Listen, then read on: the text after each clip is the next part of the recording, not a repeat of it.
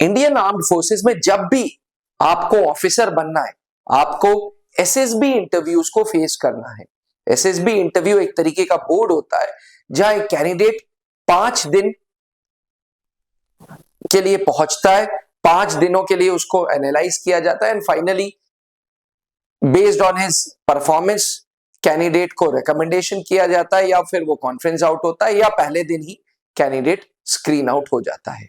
SSB interviews में documentation एक important role play करता है। कई बार देखा गया कि कैंडिडेट्स डॉक्यूमेंट आउट हो जाते हैं।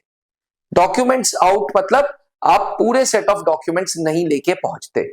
जब कभी भी ऐसा होता है तो बड़ा दुख लगता है कि भाई यहां तक पहुंचने के बाद भी डॉक्यूमेंट आउट हो गए डिफेंस एस्पिरेंट्स। इसलिए अब interview board online join Indian army website के द्वारा अपने कैंडिडेट्स को कॉल अप लेटर के इंस्ट्रक्शंस में सारी चीजें बड़ी क्रिस्टल क्लियर देता है। यहां तक कि अब हर एंट्रीज में फौज कहता है कि तुम पीआईक्यू फॉर्म भी पहले भर सकते हो। मैं आपको बता दूं, पीआईक्यू यानी कि पर्सनल इंफॉर्मेशन क्वेश्चन है। जब कभी भी हम सिविल में कभी नौकरी लेने जाते हैं तो अपने साथ अपना सीवी या अपना रिज्यूमे कैरी करते हैं। फौज में इसको पीआईक्यू फॉर्म बोला जाता है, जहां पे जो फॉर्म आपके बारे में बताता है, आपके शहर के बारे में, आपकी एकेडमिक परफॉर्मेंस के बारे में, आपकी एक्स्ट्रा करिकुलर एक्टिविटीज के बारे में एंड आपने ओवरऑल कैसा परफॉर्म किया है through out your journey of life.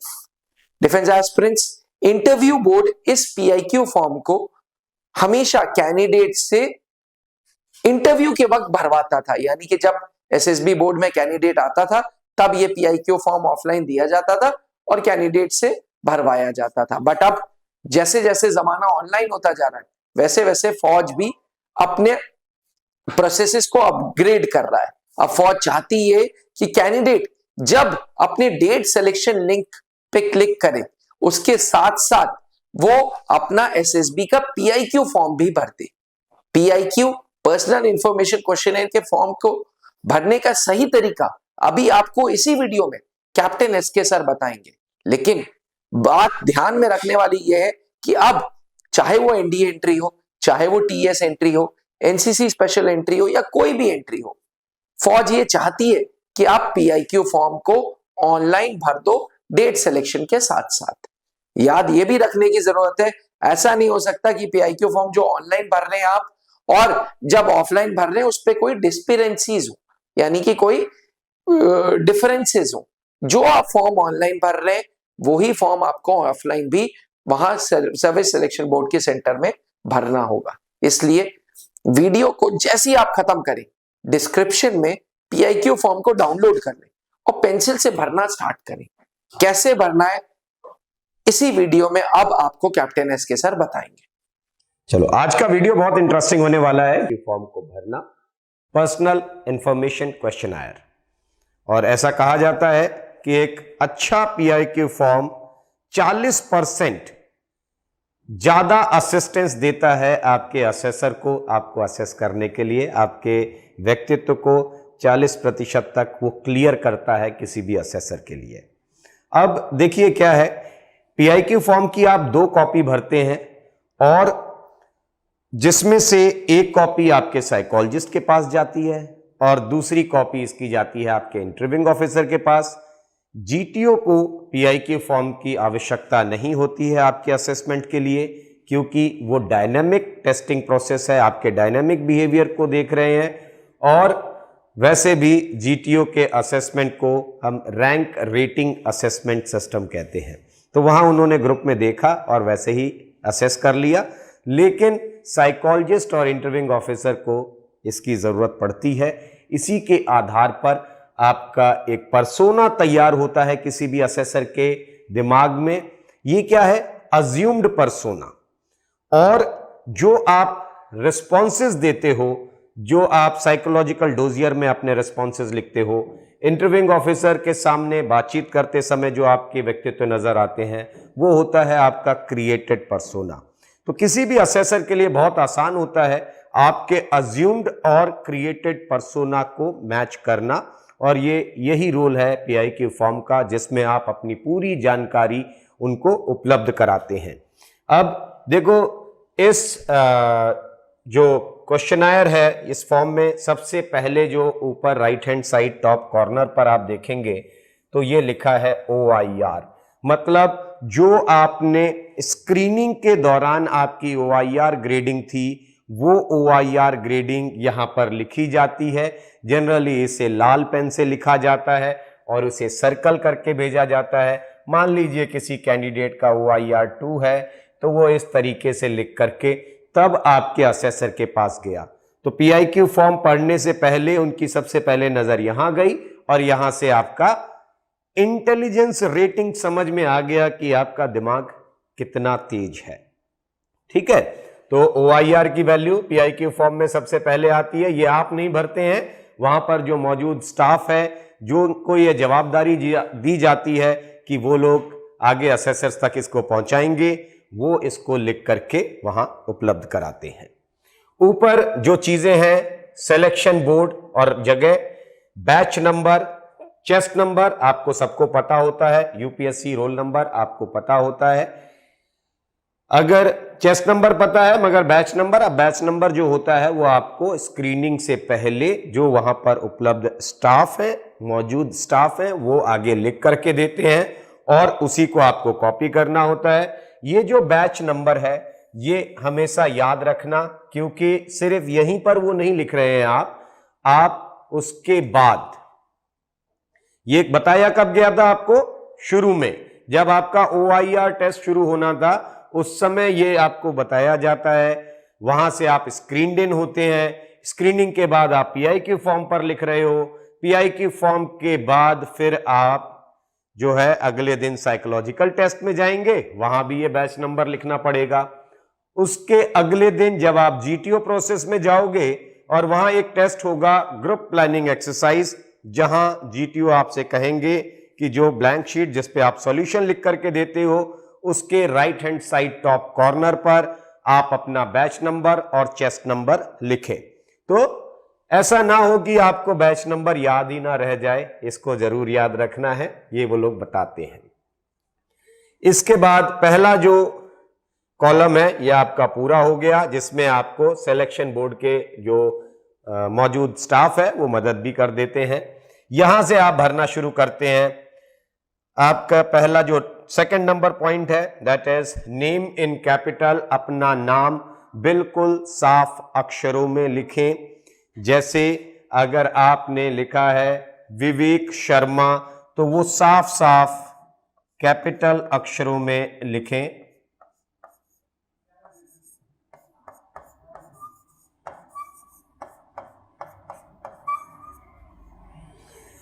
ताकि उनको आसानी से समझ में आए। दूसरा जो अगले वाला कॉलम है इसमें आपके फादर का नाम लिखना है। कोशिश करें अपने फादर का नाम भी अगर चाहे तो आप कैपिटल लेटर में लिख सकते हैं, जो कि आसानी से पढ़ने में आ जाएगा।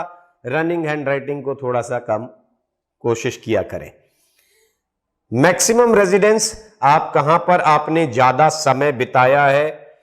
अब देखो कॉलम 4 को अगर आप देखेंगे ध्यान से तो इसमें 3 कॉलम है। एक मैक्सिमम रेजिडेंस, अधिकतम समय आपने कहां बिताया है, वर्तमान कहां आप रह रहे हैं, प्रेजेंट रेजिडेंस कहां है, परमानेंट रेजिडेंस कहां है। तो कम से कम A और C ये कोशिश करें। अगर आपके पेरेंट्स सर्विस में है तो इसके लिए कोई रास्ता नहीं है आपके पास, आप फिर जहां जहां रहे हैं वो तो बिल्कुल जायज बात है, लिखना पड़ेगा। मगर जो लोग ग्रामीण क्षेत्र से आते हैं या जो आउटसाइड सर्विस फैमिली से आते हैं वो लोग A और C में एक ही एड्रेस लिख सकते हैं। जैसे आपने कहा कि आप जो है इलाहाबाद या प्रयागराज उत्तर प्रदेश के रहने वाले हैं, यहां पर जगह, डिस्ट्रिक्ट और स्टेट, मतलब आप अपने गांव से लेकर के आपका पोस्ट, आपकी डिस्ट्रिक्ट और आपका state, complete address with approximate population. तो अप्रोक्सीमेट पॉपुलेशन किसकी लिखनी है आपको, आपके जिले की पॉपुलेशन नहीं लिखनी है, आपको अपने वो जगह जहां से आप एक्टिवली अटैच्ड रहते हैं या जहां आपका पूरा एक्सपोजर होता है उस जगह की पॉपुलेशन लिखा करें। तो पॉपुलेशन बहुत सारे लोग चढ़ा बढ़ा के लिख देते हैं 1 करोड़, 10 लाख, 20 लाख, ऐसा नहीं करने की जरूरत है। आप जहां रहते हैं, प्रयागराज बहुत बड़ा है, आप प्रयागराज के किस हिस्से में रहते हैं वहां की अनुमानित पॉपुलेशन क्या है वो आप लिखें।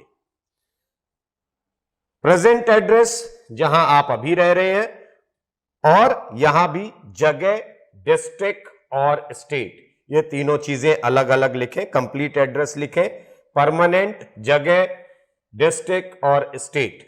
Whether it is district headquarter और नॉट, आपके परमानेंट निवास पर, जहां आप स्थायी निवास रखते हैं वहां पर वो जगह डिस्ट्रिक्ट हेडक्वार्टर है या नहीं है। अब मान लीजिए कि कोई रहने वाला है मेरठ का। अब मेरठ में रहने का मतलब मेरठ बहुत बड़ा हो गया। जब तक आप मेरठ के बिल्कुल शहर के अंदर जहां डिस्ट्रिक्ट हेडक्वार्टर बना हुआ है वहां ना रहे, तब तक अनवांटेड लिखने की जरूरत नहीं है। अगर उसके बगल का कोई आपका तहसील लग रही है तो आप उसको डिस्ट्रिक्ट हेडक्वार्टर ना कहें। यहां तक की बात समझ में आ गई होगी, उम्मीद करता हूं।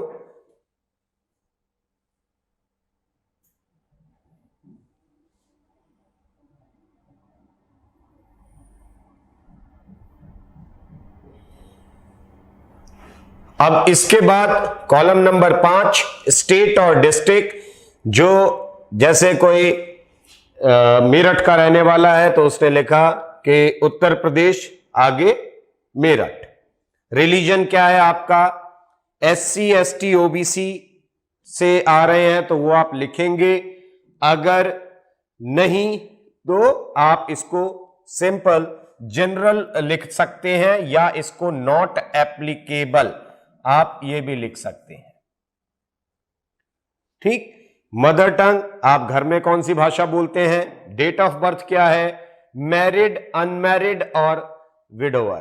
तो ये जो है छोटे बच्चों के लिए तो नहीं है ये, खैर बाकी आर्म फोर्सेस की रिक्वायरमेंट भी यही है। लेकिन जब आप SCO, PCSL या विमेन एंट्री के लिए आते हैं वहां पर आपके लिए वो अलाउड हो जाता है। तो अपना मैरिटल स्टेटस आप लिखें। फिर माता पिता जीवित है या नहीं है।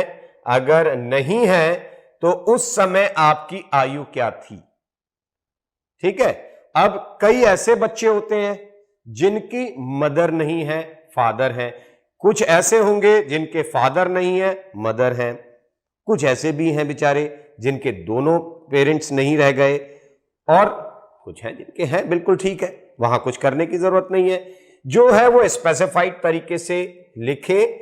जैसे किसी बच्चे के फादर नहीं है तो वो साफ लिखे फादर नॉट अलाइव। ठीक है, मदर नॉट अलाइव। ठीक। फिर इधर टिक के लिए नहीं जाना, अगर दोनों नहीं है तो फिर आप आगे यस या नो की तरफ जाएं। If not alive your father at mothers और फादर्स डेथ, अब यहां पर आप उसको टिक कर दें जो भी आपकी एज लिख रहे हैं। मान लीजिए कोई छोटा बच्चा है जिसकी उम्र मात्र 8 साल थी और उस समय उनकी मदर नहीं रही, तो यहां पर वो टिक करें कि मदर के ना रहने पर आपकी एज थी 8 इयर्स। ठीक है। फिर आगे आपने लिखा अपने घर का ब्यौरा, जहां पर आपके पिताजी, जिसमें पिताजी की एजुकेशन क्या है, मान लीजिए उन्होंने BA किया है तो आप BA लिखेंगे। व्यवसाय क्या है, सर्विस में है तो सर्विस के साथ डिपार्टमेंट भी लिखें। जैसे गवर्नमेंट सर्वेंट लिखना नहीं है, आप लिखेंगे police constable, police inspector, teacher, headmaster, army personnel, whatever it is. वो सर्विस करके नहीं, सर्विस के साथ डिपार्टमेंट लिखिए, कौन से डिपार्टमेंट में है, और उनकी मासिक आय। अगर सैलरीड है तो बिल्कुल ठीक है, बिजनेस है तो उनकी जो बल्क आय है साल की उसको 12 से डिवाइड करके अगर फार्मर फैमिली से आते हैं तो साल भर में जो आमदनी घर में आती है उसको 12 से डिवाइड कर लीजिएगा, चढ़ा बढ़ा करके मत लिखिएगा। बहुत सारे बच्चे क्या करते हैं, बड़ी बड़ी इनकम लिख देते हैं यहां जा करके।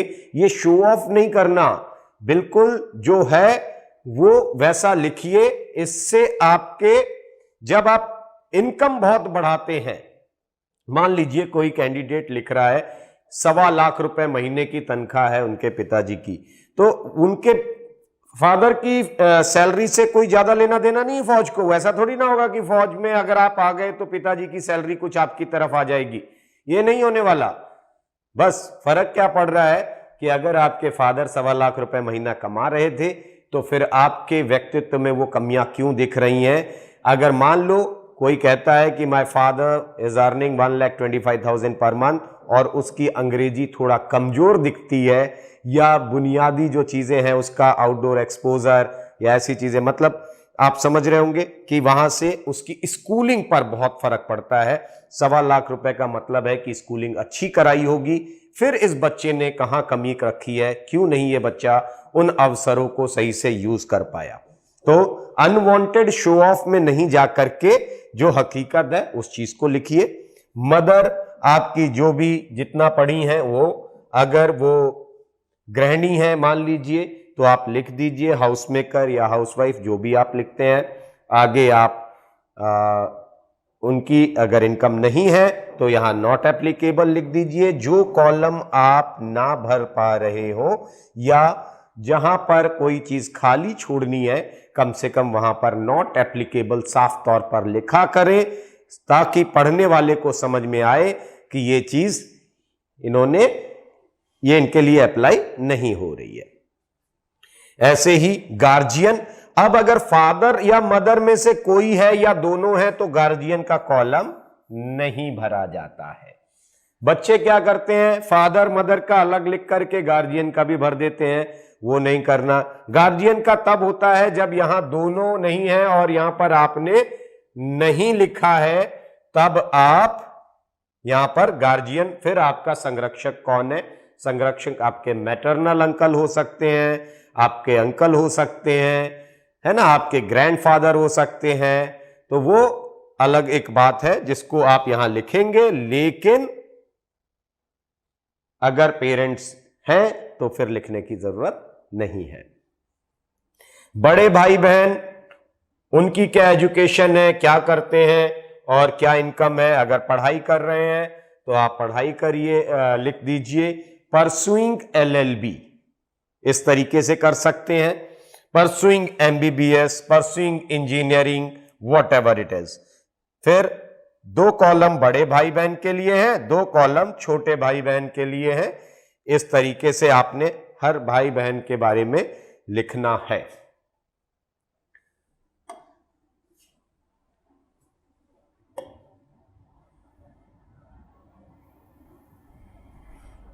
कॉलम नंबर 7 आ जाएगा आपकी एकेडमिक रिकॉर्ड्स का, जहां पर आपने 10th कौन सी क्लास से किया है, अपने स्कूल का पूरा नाम लिखें। कोई केंद्रीय विद्यालय स्टूडेंट है तो उन्होंने लिखा KV number 1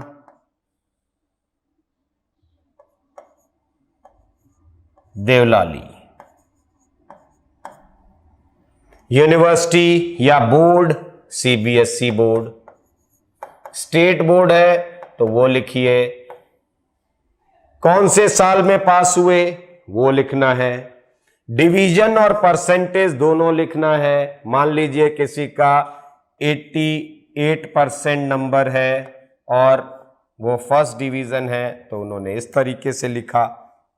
medium of instruction साफ तौर पर लिखिए, इंग्लिश या हिंदी जो भी था वो बताइए। बोर्डर थे या डे स्कॉलर थे, बोर्डिंग स्कूल में रह करके पढ़ाई की है या आप घर से जाकर के पढ़ते थे, वो बताइए। डे स्कॉलर हैं तो यहां पर लिखिए day scholar. Achievement if any, अब ये बड़ी मजे की बात आई कि बहुत सारे बच्चे क्या सोचते हैं, अचीवमेंट हर कॉलम में आने वाला है, आगे पढ़ाई में भी आएगा, खेलकूद में भी आएगा, participation of extra curricular activities वहां भी आएगा। अचीवमेंट से आप समझते क्या है? अचीवमेंट का मतलब यह नहीं होता है कि आप पूरे स्कूल में फर्स्ट आए तभी अचीव किया है।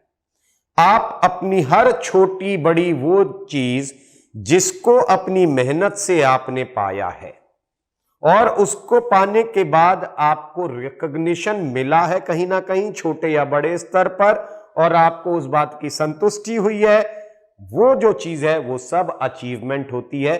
लोग अचीवमेंट को बड़े या छोटे के तौर पर डिफरेंशिएट करने लगते हैं। नो, आप उसको खाली ना छोड़ें। हर व्यक्ति कुछ ना कुछ करके आता है। आप अपने स्कूल में रैंक लिख सकते हैं, क्लास में रैंक लिख सकते हैं, डिस्टिंक्शंस लिख सकते हैं, सब्जेक्ट किसी में स्पेसिफिकली आपने बहुत अच्छा अचीव किया है वो लिख सकते हैं। तो you are free to write, but kindly mention it, क्योंकि बहुत दो तरीके के लोग होते हैं। एक जिसने अचीव कुछ किया है लेकिन वो अंदर से डरते रहते हैं कि ये तो बहुत बड़ा अचीवमेंट नहीं था, और कुछ ऐसे होते हैं जो बहुत छोटी छोटी अचीवमेंट्स रखते हैं लाइफ में मगर उस बात का घमंड होने लग जाता है। ये नहीं, अचीवमेंट्स आप अपनी जरूर बताएं बट उतना ही हम्बल भी रहें। ठीक है। अब ऐसे ही आपने 12th का लिखा, अपने ग्रेजुएशन का लिखा, जहां पर आप जैसे मान लो कोई ग्रेजुएशन में अभी पढ़ रहा है तो उन्होंने लिख दिया यहां पर ईयर ऑफ पासिंग, यहां लिख दिया परसुइंग। तो पढ़ने वाले को समझ में आया कि ये अभी ग्रेजुएशन कर रहे हैं। ऐसे ही पोस्ट ग्रेजुएशन या प्रोफेशनल एजुकेशन जो भी आपकी है वो आप लिख सकते हैं। अब यहां से आपका पहला जो पार्ट है पेपर का या फॉर्म का, पीआईक्यू फॉर्म का, ये पहला फॉर्म जो आगे की तरफ का है वो खत्म हो गया। ये पार्ट ऑलमोस्ट मैंडेटरी होता है। इसमें से 7 कॉलम थे, 7 में से कोई भी ऐसा कॉलम नहीं हो सकता है जिसको कोई लड़का या लड़की या कोई कैंडिडेट उसको खाली छोड़ दे, ऐसा नहीं होगा। आंकड़े बदल सकते हैं, कम या ज्यादा होगा, लेकिन ये मैंडेटरी पार्ट होता है। तो यहां से लेकर के कॉलम नंबर 8 तक, मतलब जब हम अगले फॉर्म में आएंगे, इसके पीछे की तरफ जब पलटेंगे इस फॉर्म को, तो वहां पर पहला पॉइंट होगा कॉलम नंबर 8.8 जो होगा वहां तक पूरा पीआईक्यू फॉर्म मैंडेटरी होता है। चलो देखते हैं।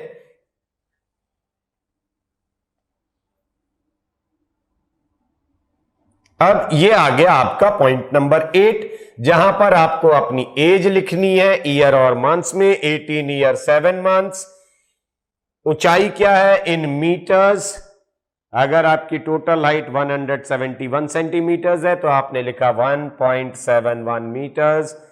किलोग्राम में अपना वजन लिख दिया। अब यहां तक क्या है, ये सब मैंडेटरी है। इसके ऊपर की कोई भी चीज इन 8 कॉलम में कोई व्यक्ति छोड़ नहीं सकता है या छोड़ता नहीं है। ये सबको भरना है और सभी भरते हैं। यहां से आपके पीआईक्यू फॉर्म पर ज्यादा फर्क पड़ा नहीं। अब आने वाले भाग पर फर्क पड़ने वाला है। यहां से कैंडिडेट्स का डिफरेंशिएशन शुरू हो जाता है। जैसे अब आपको कॉलम नंबर 9 में मिला present occupation, personal monthly income आपकी क्या है, तो जो सर्विस में है वो लिख सकते हैं। आईआईटी के बाद जो सर्विस कर रहे हैं बच्चे मल्टीनेशनल कंपनीज में या कहीं प्राइवेट में, वो लिख सकते हैं। जो लोग आपके एलएलबी करने के बाद अपने प्रैक्टिस कर रहे हैं वो भी लिख सकते हैं। कुछ लोग ऐसे होते हैं जो टेरिटोरियल आर्मी में आते हैं, वो टीचिंग जॉब से जुड़े हुए हैं, वो भी लिख सकते हैं। अपनी प्रेजेंट अर्निंग बताना है। कुछ बच्चों के दिमाग में एक चीज होती है, क्या सर ट्यूशन को लिखना ठीक है या नहीं लिखना है। आपके पहले फॉर्म में अपने फैमिली की जब डिटेल आप लिख रहे थे उसको जरूर कंसीडर करें। आपके फैमिली, मान लीजिए घर की आर्थिक स्थिति ठीक नहीं है और उसके बाद कोई बच्चा पढ़ा करके और उस पढ़ाने से जो आमदनी हो रही है वो अपने फ्यूचर की ग्रोथ में कितना कंट्रीब्यूशन खुद से कर रहा है, इसका फर्क पड़ सकता है। लेकिन अगर किसी की फैमिली अर्निंग ठीक है और वो सिर्फ दोस्तों में उड़ाने के लिए, अपने शौक पूरे करने के लिए काम कर रहा है, वो थोड़ा सा गलत है, क्योंकि वो फ्यूचर की तरफ नहीं देख रहा है ना। तो इसको ध्यान रखिए। अगर आप फैमिली को कुछ कंट्रीब्यूट कर सकते हैं उनकी स्थिति देख करके, तो ये इससे तो अच्छा कुछ भी नहीं हो सकता है। इससे आपका सेंस ऑफ रिस्पॉन्सिबिलिटी अच्छा दिखता है। मगर सेंस ऑफ रिस्पॉन्सिबिलिटी दिखाने के चक्कर में जबरदस्ती ना करें कि हाँ जी मैं तो कमाता ही हूं, ये जबरदस्ती वाला शो ऑफ काम नहीं करना। ठीक है, आप 12th क्लास के स्टूडेंट हैं, बिल्कुल आप पढ़ाई कर रहे हैं, आपके पेरेंट्स, ये अपॉर्चुनिटी फेज है। इंसान की लाइफ में दो ही फेज होते हैं, एक अपॉर्चुनिटी फेज होता है, दूसरा रिस्पॉन्सिबिलिटी फेज होता है। रिस्पॉन्सिबिलिटी फेज कब आता है? जब आपकी अपनी खुद की फैमिली शुरू होती है, जब आपकी शादी हो जाएगी, तब अपनी बीवी को खाना खिलाना होगा, फिर आपके बच्चे होंगे, उनको खाना खिलाना होगा, यहां से आपकी रिस्पॉन्सिबिलिटीज शुरू होती हैं। बट उससे पहले एज ए स्टूडेंट आप अभी सिर्फ ग्रोथ, अभी तो सब कुछ पेरेंट्स देते हैं, आपकी फीस आपके पेरेंट्स भर रहे हैं, आपके किताबें जो जरूरत है, कपड़े, सब कुछ तो पेरेंट्स दे रहे हैं। तो ये अपॉर्चुनिटी फेज है। तो अपॉर्चुनिटी फेज का पूरा इस्तेमाल कैंडिडेट को करना चाहिए अपने फ्यूचर ग्रोथ के लिए कि फैमिली को एक बेहतर स्टैंड दे पाए। लेकिन ऐसा भी देखा जाता है कि मान लीजिए फैमिली की हालत ठीक नहीं है और फिर कुछ बहुत कम चांसेस होते हैं जब आप अपॉर्चुनिटी फेज में रहते हुए भी रिस्पॉन्सिबिलिटी को ओ करते हैं, मतलब आप खुद जवाबदारी लेना सीखते हैं। वो एक बहुत बेहतर व्यक्तित्व होता है, उसके ऊपर सोच सकते हैं। चलिए नेक्स्ट इज एनसीसी ट्रेनिंग आपने की है या नहीं की है? जितने साल आपने एनसीसी ट्रेनिंग की है, मान लीजिए 3 साल की है, 2 साल की है, वो लिखें। आर्मी, एयरफोर्स या नेवी विंग, कौन से विंग में थे? सीनियर डिवीजन में थे या जूनियर डिवीजन में थे? यहां पर क्या है? आर्मी, एयरफोर्स या नेवी, जो भी है वो सफाई से अलग से लिखें। आर्मी विंग में थे, डिवीजन सीनियर डिवीजन में थे या जूनियर डिवीजन में थे, ये जरूर लिखें। और सर्टिफिकेट, ए सर्टिफिकेट है, बी सर्टिफिकेट है, सी सर्टिफिकेट है। इसके अलावा यूथ एक्सचेंज प्रोग्राम्स के कैंप होते हैं, अटैचमेंट कैंप्स होते हैं। तो जो भी आपने कैंप्स अटेंड किए हैं जहां से आपको सर्टिफिकेट्स मिले हैं ए बी सी के अलावा, वो सर्टिफिकेट्स भी आप एडिशनली लिख सकते हैं इसके अंदर। फिर आगे आए आपके गेम्स एंड स्पोर्ट्स की पार्टिसिपेशन।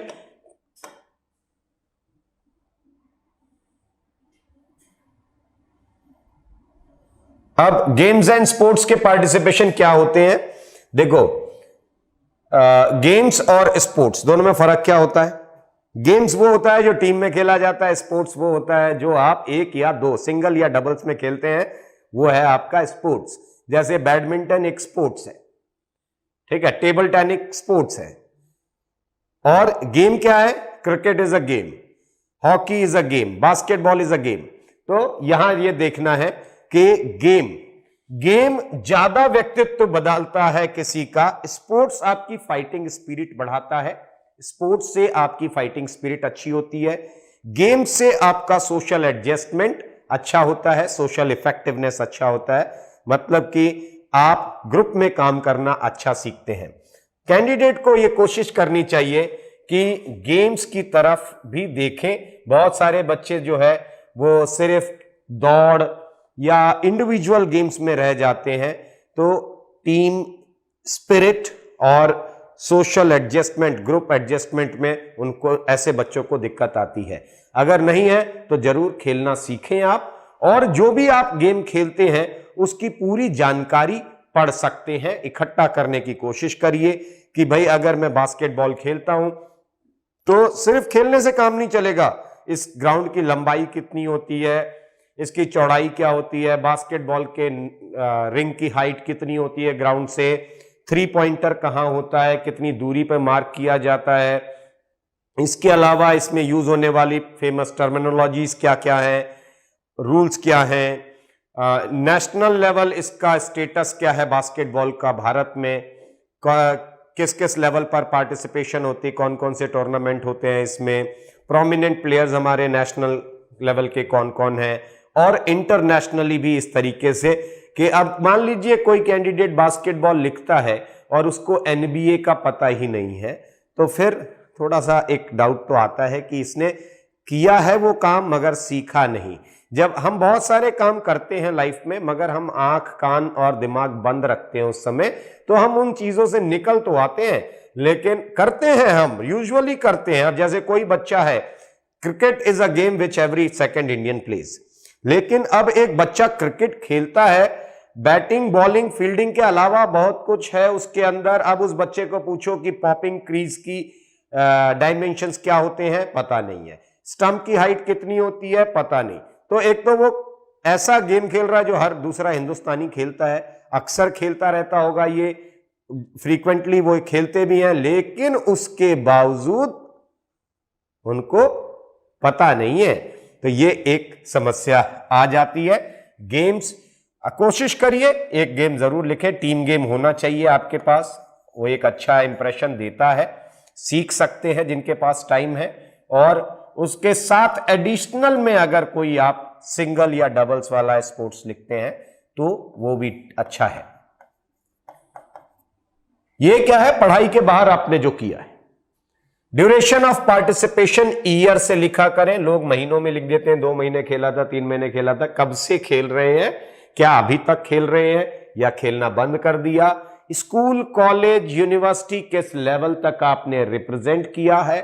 कुछ कैंडिडेट ऐसे भी होते हैं जो हाउस लेवल तक खेलते हैं स्कूलों के अंदर, वो भी बेझिझक लिख सकते हैं कि आप हाउस लेवल तक खेले थे। आउटस्टैंडिंग अचीवमेंट आपकी क्या थी, अगर कुछ है तो इसके अंदर जरूर बताएं, मेंशन करें। नेक्स्ट इज हॉबीज और इंटरेस्ट।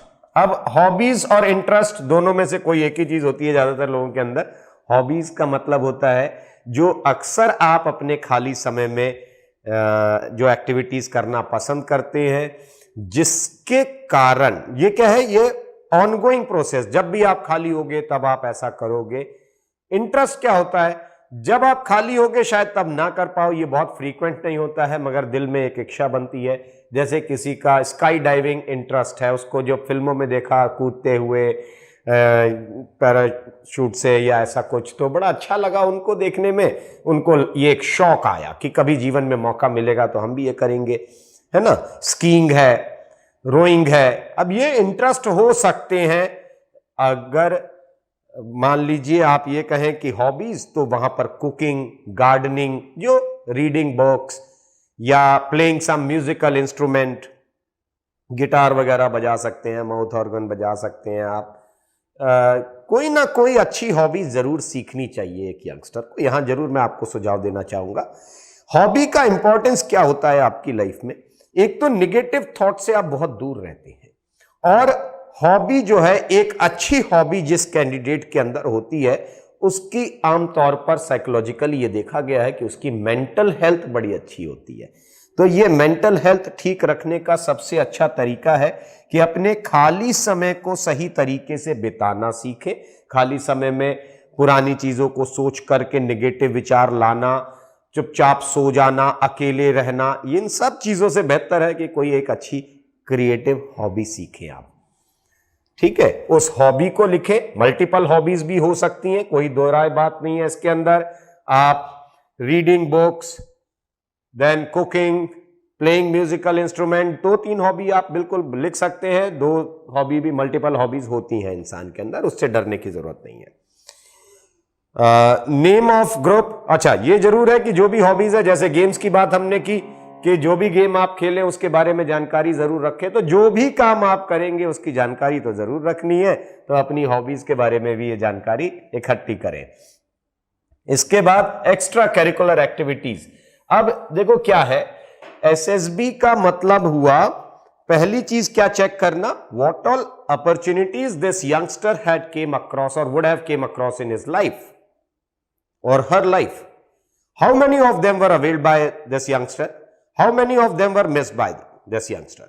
अब ये क्या एक्स्ट्रा करिकुलर एक्टिविटी, स्कूल जब आप जाते हैं, 12 साल तक स्कूल गए हैं, तो उस दौरान बहुत सारी ऐसी एक्टिविटीज होती है जहां group dance, solo dance, group song, solo song, poem recitation, fancy dress, painting, drawing, debate competition, ऐसे writing competition, hand writing competition, ऐसे ना जाने कितने कितने एक्टिविटीज होती रहती हैं स्कूलों के अंदर।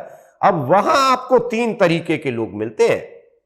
वो जिसने उस अवसर का उपयोग किया है। अब मान लीजिए हमने कहा एक पोएम रेसिटेशन सैटरडे को सीसी एक्टिविटी में कराई गई। अब उसमें क्या स्कूल के सभी बच्चे या जूनियर विंग में ही मान लीजिए कराया गया, तो क्या जूनियर विंग के सारे ही बच्चे पोएम रेसिटेशन में आते हैं? नहीं आते हैं। उनमें से 8-10 होते हैं, 15 होते हैं जो अपना नाम लिखाते हैं कि सर मैं भी करना चाहता हूं ये काम। उनके अंदर हिम्मत थी, उन्होंने क्या किया, इस अवसर का उपयोग कर लिया।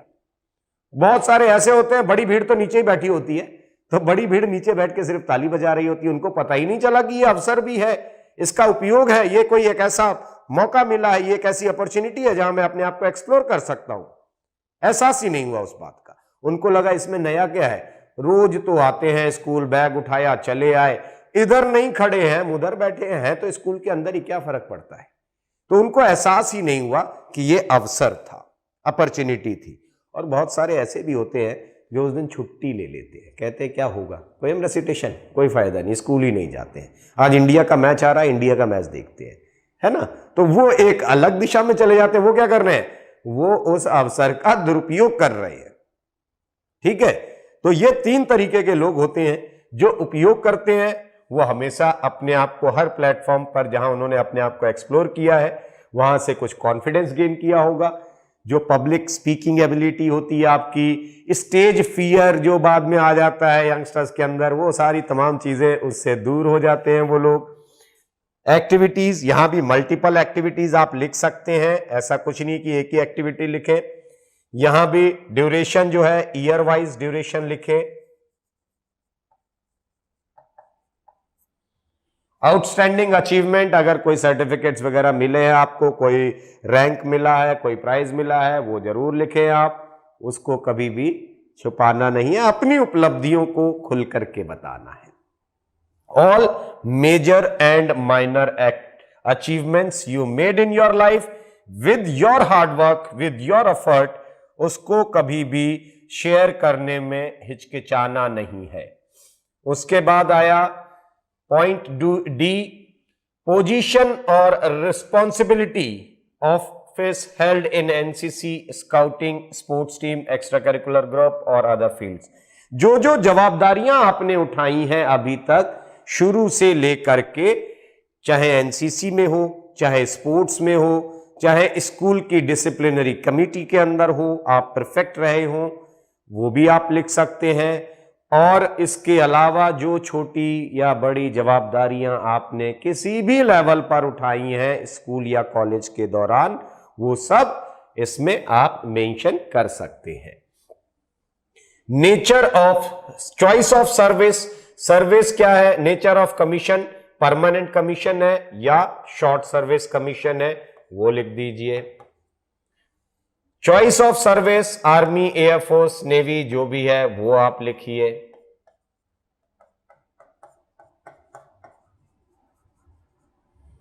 Number of chances availed by the candidate in all 3 services earlier, अब इसमें आप 2 बार 3 बार जो भी आप गए हैं वो आप लिखिए।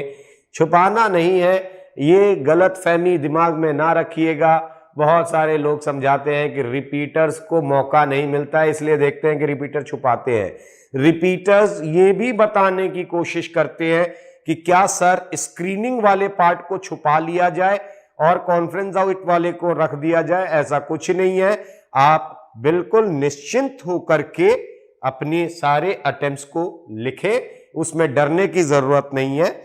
आप बिल्कुल ऐसा कर सकते हैं। बहुत बार ऐसा होता है कि कोई कैंडिडेट पिछली बार मेरिट आउट हुआ, इस बार आकर के स्क्रीन आउट हो गया, तो उसमें डरने की क्या बात है, दोबारा फिर आप रिकमेंड होगे और उस बार स्क्रीन मेरिट इन हो जाओगे। तो ये नहीं करना है, छुपाना नहीं कोई चीज, क्योंकि सिलेक्शन बोर्ड ये जानता है, रिकॉर्ड्स तो हैं ही आपके। फिर क्या है कि दूसरी चीज, अगर आपने रिपीटर्स को खास करके मैं ये समझाऊं कि जब सिलेक्शन बोर्ड ने आपको यह बताया नहीं है कि कारण क्या है, इसका मतलब समझते हैं, क्यों बाहर गए ये नहीं बताता कोई भी। आप अपने सेल्फ रियलाइजेशन से 2-4 महीने 6 महीने जितना भी टाइम है उस दौरान आप अगर सुधार करके अपने सेल्फ रियलाइजेशन से कि मैंने वो काम किया और मेरे अंदर क्या कमी रह गई, मैं उसको दूर करूं। कोई दूसरा नहीं बताएगा। फौज को जरूरत किन लोगों की होती है? सेल्फ प्रोपेल्ड यंगस्टर की। दूसरे आके धक्का मारे, वो ऐसा यंगस्टर फौज को नहीं चाहिए। तो खुद से रियलाइज करना होता है कि हम कहां कमी कर गए, उन कमियों को जरूर सुधार के आएंगे।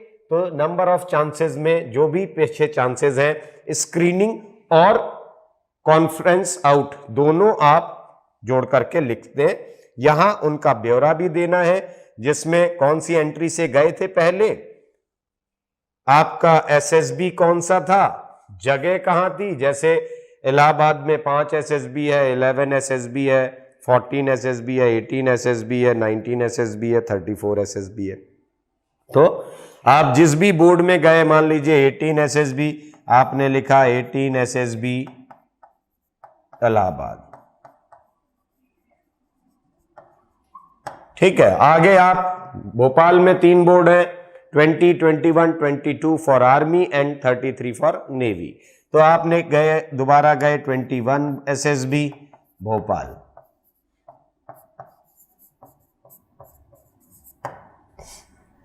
कपूरथला में 2 एंट्री है, 2 बोर्ड हैं, 31, 32।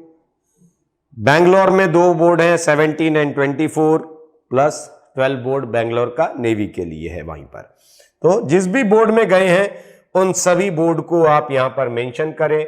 डेट ऑफ रिपोर्टिंग क्या थी, डेट ऑफ रिपोर्टिंग लिखना है यहां पर, और उससे कॉन्फ्रेंस तक। जैसा आपको आपके जो कॉल लेटर्स आते हैं या जो डेट लिंक वाला आता है उसमें लिखा होता है कि 16 से लेकर के 16/8/2023 से लेकर के 21/8/2023। तो ऐसे ही आप पूरा इस तरीके का लिख दे।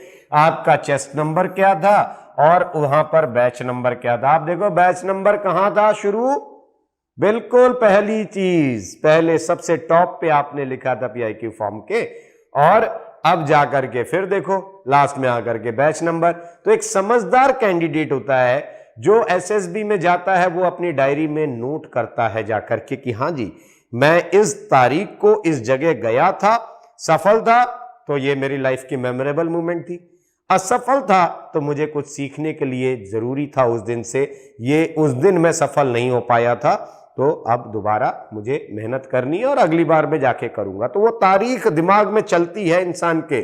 ज्यादा कैंडिडेट मैंने वो देखे हैं जो लास्ट में आके कहते हैं सर मैं अपना बैच नंबर भूल गया, कब रिपोर्ट किया था ये भी भूल गया। अरे भाई अपने ही किए हुए काम को आप भूल गए तो फिर कैसे कमीशन ऑफिसर बनने के लिए सोचेंगे।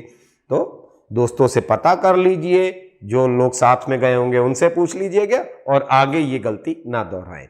उम्मीद करता हूं पीआईक्यू फॉर्म पूरा भरने में समझ में आ गया होगा, किस तरीके से फॉर्म भरें, पूरी सफाई से ज्यादा कंटेंट आप प्रोवाइड करें ताकि एक असेसर को आपके अंदर वो इंटरेस्ट जगे उनका कि इस कैंडिडेट के अंदर कुछ झांकने के लिए मुझे स्कोप दिया है इन्होंने। उम्मीद करता हूं बात समझ में आई होगी। Wish you very good luck, stay fit, stay healthy. अब डिफेंस एग्जाम क्रैक करना हुआ और भी आसान, त्रिशूल डिफेंस एकेडमी लेकर आए हैं बिल्कुल ही एडवांस लर्निंग ऐप।